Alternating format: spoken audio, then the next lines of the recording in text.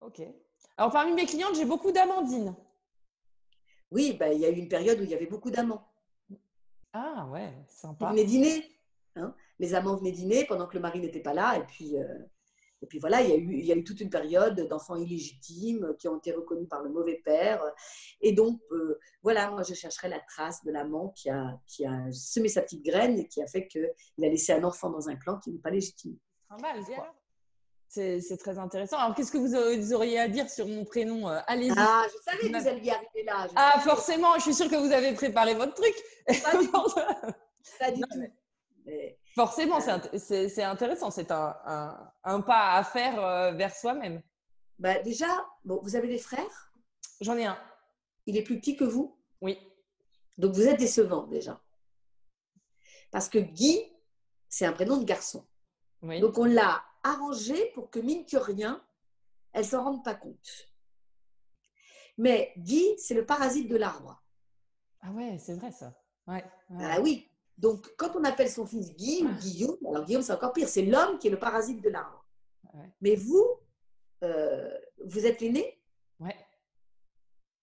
ben, votre mère, elle est l'aînée, La deuxième. et donc elle avait un garçon avant elle, Ouais. ben, il y a dû y avoir des problèmes avec l'aîné. Ouais. Je Et donc suppose. vous, vous êtes en charge de, de, de temporiser entre l'homme et la femme.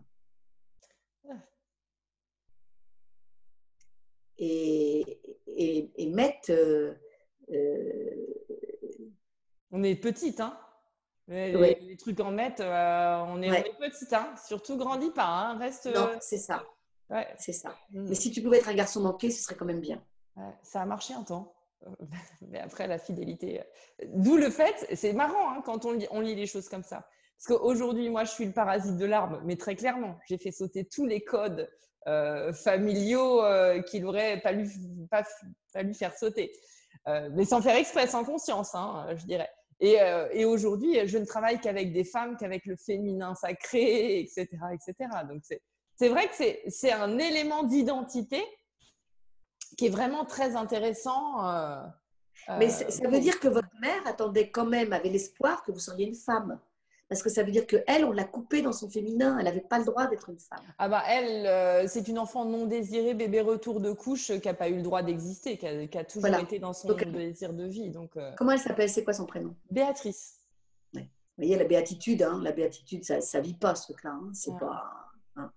Mais elle vous a appelé comme ça, comme pour vous protéger, parce que quand on est un garçon, on a le droit de vivre, mais avec l'espoir quand même que vous serez une fille et que vous assumerez tout le féminin qu'elle n'a pas pu assumer. Mm, mm. Et donc, ça veut dire que dans votre arbre, être une femme, c'est un problème. Ah oui, c'est un problème. Oui, Et oui, c'est bien pour ça que vous vous en occupez. voilà. Mais vous Mm. voyez, vous l'avez transcendé, vous l'avez inclus. Vous n'en avez pas fait. Ah non, moi, je ne m'appelle plus Guillemette, je m'appelle Schmilkrette.